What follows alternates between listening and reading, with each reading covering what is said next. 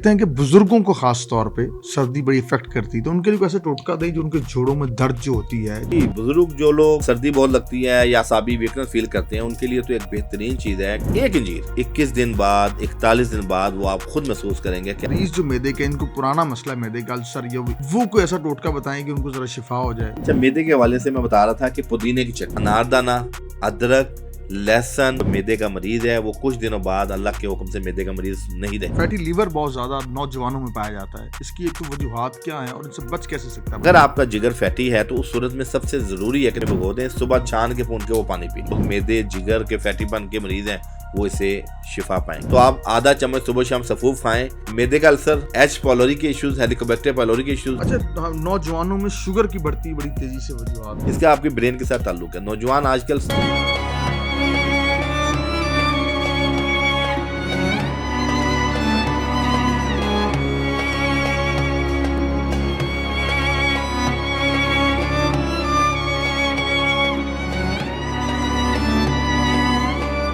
देखते हैं कि बुजुर्गों को खास तौर पे सर्दी बड़ी इफेक्ट करती है, तो उनके लिए कोई ऐसा टोटका दें जो उनके जोड़ों में दर्द जो होती है, जो उनको चलने बैठने में मुश्किल पेश आती है, नमाज पढ़ने में मुश्किल पेश आती है, कोई किचन से कोई चीज़ निकाल के दें ताकि उनकी आसूदगी हो सके, उनको शिफा मिल सके। जी, बुजुर्ग जो लोग सर्दी बहुत लगती है या असाबी वीकनेस फील करते हैं, उनके लिए तो एक बेहतरीन चीज़ है कि रोगने बादाम ले लें। जी, आधा कप रोगने बादाम में 7 अदद इंजीर को डिबो दें सही है। और रोज़ाना रात को 1 इंजीर, जितना उसके अंदर रोगन आप ये उठाएंगे नुचर जाएगा, नुचर जाए, जो उसके अंदर जज़ब है उसको आप कोसे दूध से ले लें 1 इंजीर। ठीक है। 21 दिन बाद 41 दिन बाद वो आप खुद महसूस करेंगे कि आपके असाब में एक तकवीत मिली है। विटामिन डी से मिलेगा, आपकी खुश्की ज़ायल होगी, तरावट बहाल होगी। अक्सर जो बुजुर्ग हैं उनकी नींद डिस्टर्ब हो जाती है, उनकी नींद कम से कम होना शुरू हो जाती है। नॉर्मली 8 आवर्स नींद कंपलसरी है एक हेल्दी मैन के लिए, लेकिन जब आपकी नींद 4 घंटे 3 घंटे रह जाती है तो मजीद असाब कमज़ोर करती है। तो ये जो नुस्खा मैंने बताया है रोगने बादाम में इंजीर का, ये बड़ा बेहतरीन है। और अगर ज़्यादा कमज़ोरी है तो 7 अदद पर डे के हिसाब से पिस्ता भी डालने बीच में। ठीक है।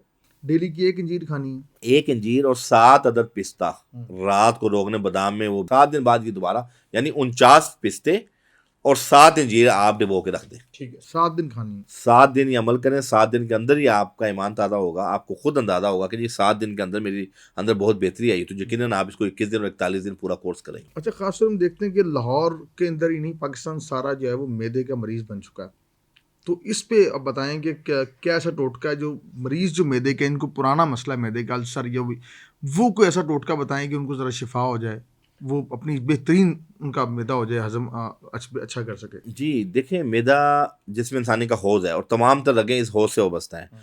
और आपने लाहौर की बात की कि लाहौर के अंदर आपको पता है कि बहुत ज़्यादा लोग अब ख्वाबों का शहर है। खाना पीना इधर जो है ना शौक और ज़ौक़ शौक से किया जाता है।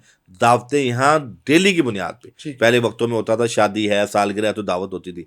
अब चूँकि पैसों की फरावानी है और होटल और नए नए, गरीब मुल्क है, कर्जा लेके मुल्क चल रहा है, आप करें अमीर पैसा बड़ा है, बहुत पैसा है। हकीम साहब खिलाफ करते हैं। हकीकत बता रहा हूँ, अवाम के पास बहुत पैसा है, इतना पैसा है कि उनको ये नहीं पता कि हमने पैसा खर्चना। हकीमों के पास होगा, हकीमों के पास होगा। देखिए, हकीम दरवेश लोग होते हैं, जो कमाते हैं वो खर्चते हैं, अल्लाह की राह में भी देते हैं और खर्च भी करते हैं। दावत हकीमों के पास होगा। नहीं हजरत, हम आज भी हकीम साहब कितना कमाते हैं महीने का? हजरत, मैं 35 साल की जो मेरी कमाई है वो मेरा 3 मरले का घर है। अच्छा, आज भी। और एक मेरे पास 15 मॉडल की गाड़ी। खुफिया तौर पे कितना रखा हुआ है? सर मेरा कोई खुफिया नहीं, मैं जब पैसे जोड़ता हूँ तो मैं 2-3 माह बाद अल्लाह के घर चला जाता हूँ। मेरी ये पिकनिक है, मेरा ये ज़ौक़ है। फैमिली को लेता हूँ, बेटे को पकड़ लिया, अहलिया को ले लिया या दोस्तों को साथ ले गए।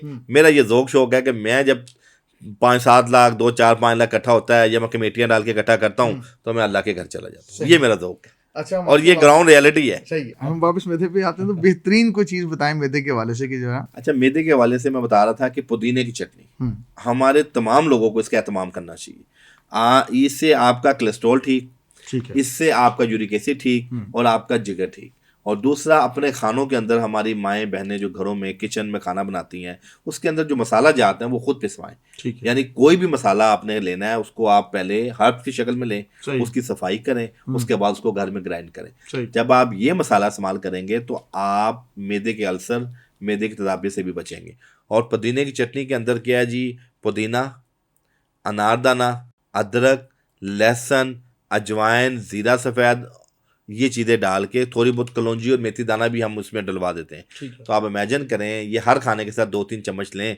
जो मैदे का मरीज़ है वो कुछ दिनों बाद अल्लाह के हुक्म से मैदे का मरीज़ नहीं रहेगा, भूख भी बहाल होगी, गैस भी नहीं बनेगी, तबखीर भी नहीं होगी और ब्लॉटिंग भी नहीं होगी। ठीक है। दूसरा बताएं, फैटी लीवर बहुत ज़्यादा नौजवानों में पाया जाता है, इसकी एक तो वजूहात क्या हैं और इनसे बच कैसे सकता है बंदा?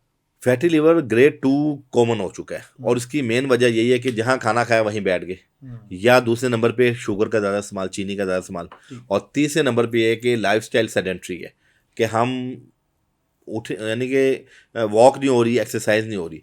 तो अगर आपका जिगर फैटी है तो उस सूरत में सबसे ज़रूरी है कि 3 किलोमीटर आप वॉक करें, नंबर 1। नंबर 2, खाने के फौरी बाद पानी ना पिएं। अक्सर लोग खाने के साथ 2-2 गिलास पानी पी लेते हैं, उससे ब्लॉटिंग होती है और खाने का हाजमा सुस्त होता है और वहाँ आपकी जो है ना बॉडी में जो चर्बी है वो डिपॉजिट होना शुरू हो जाती है। अच्छा, इसमें भी एक बेहतरीन चीज़ हमारे पास मौजूद है, ज़ीरा सफ़ेद। ज़ीरा सफ़ेद को रात को 1 गिलास पानी में भिगो दें, सुबह छान के भून के वो पानी पी लें। एक तो ये अमल है। दूसरे नंबर पे हमारी तिब के अंदर अर्क कासनी है। अच्छा। कासनी का अर्क के ऊपर पिछले दिनों यूरोप में तहकीक हुई है कि हमारा क्राइम जितने भी इश्यूज हैं, जो गुर्दों के और शुगर के और हार्मोनल जिसको आप कह लें, या जो मेटाबॉलिज्म वाले हमारे जो हैं जिगर के और जो इश्यूज हैं, उनको ये रेक्टिफाई करती है। रेफ्रिजरेंट होती है, ठंडी होती है कासनी। तो कासनी का अर्क आप सुबह नहार मुँह और शाम को 5-6 बजे पीना शुरू कर दें, 1/4 cup twice a day as a BD dose. तो अल्लाह के हुक्म से जो लोग मैदे, जिगर के फैटीपन के मरीज़ हैं वो इसे शिफा पाएंगे। और तिब के अंदर आपके प्रोग्राम का तो एक चीज़ है, हल्दी, मलट्ठी, सौंफ और कुट चीनी। अक्सर मैं अपने प्रोग्रामों में, चैनल्स में बताता हूँ, हल्दी, मुलट्ठी, सौंफ और कुट चीनी। कुट चीनी के बारे में अल्लाह के नबी ने फरमाया कि ज़ातुल जनब, पसलियों की दर्द, जिन दिनों कोरोना आया था, जिनको रेशा बलगम होता था, सांस में सफोकेशन होती थी, ये कुट चीनी उसमें बहुत कामयाब। इन चारों चीज़ों को आप पिसवा के तो आप आधा चम्मच सुबह शाम सफूफ खाएं। मैदे का अल्सर, एच पॉलोरी के इश्यूज, हेलिकोबैक्टर पायलोरी के इश्यूज और इन्फ्लेमेटरी डिजीज बॉडी में सब रिकवर होगा। अच्छा, बच्चों में हम देखा है कि बच्चे जो हैं वो दूध के बच्चे नहीं पीना पसंद करते, उनके एक उसकी मुतबादल ग़िज़ा बता दें। जो बच्चे दूध नहीं पीते हैं, देखें उनको गोश्त खाना चाहिए, दही दे सकते हैं उनको, फ्लेवर्ड वाले दही भी आए हुए हैं, सादे दही भी हैं, वो योगर्ट। जो दही है नुकसान नहीं देंगे? नहीं, वो ऐसे जो उसको हमने चेक किया है वो बेसिकली ऐसा फ्लेवर नहीं है, फूड फ्लेवर है जो हेल्थ के लिए नुकसानदेह नहीं है। बस जायका उसमें चेंज हो जाता है तो वो बच्चा खा लेता है बआसानी। दूसरे नंबर पे दूध अगर बच्चा सादा नहीं पी सकता, उसमें आप कोई शरबत, बादाम का शरबत मिला लें, उसमें बादाम और इलायची और सौंफ का एक मिक्सचर बना के 2 चम्मच डाल के सौंफ वाला दूध बना लें, उसका जायका बहुत अच्छा होता है, दूध सोडे की शक्ल में वो बन जाता है, तो वो बच्चों को दें। अच्छा, नौजवानों में शुगर की बढ़ती बड़ी तेज़ी से वजूहात हैं, हम देखते हैं नौजवानों में शुगर बड़ी तेज़ी से बढ़ रही है, उसकी वजूहात और उसके लिए कोई टोटका देना चाहें? देखें, शुगर एक पूरी मैनेजमेंट है। शुगर बताते खुद एक मर्ज नहीं है, बल्कि आपका लाइफस्टाइल है। तो शुगर में टोटका तो कुछ नहीं है। देखें, हमारे यहाँ जो पेनक्रियाज जो लबलबा है, उसके बीटा सेल डैमेज होते हैं या उसमें डिजेनरेटिव चेंजिंग आती है तो शुगर होती है। इसका आपके ब्रेन के साथ ताल्लुक है। नौजवान आजकल स्ट्रेस बहुत ले रहे हैं। मैं समझता हूँ कि नौजवान स्ट्रेस लेना छोड़ दे तो शुगर जैसा इन्होंने स्ट्रेस दिया ही बड़ा हुआ कि जी आप तो कमजोरी बड़ी है आपको। नहीं, नौजवानों को स्ट्रेस का उनके रिज़्क का है, नौकरियों का है। नौजवानों को स्ट्रेस उनकी शादियों का है।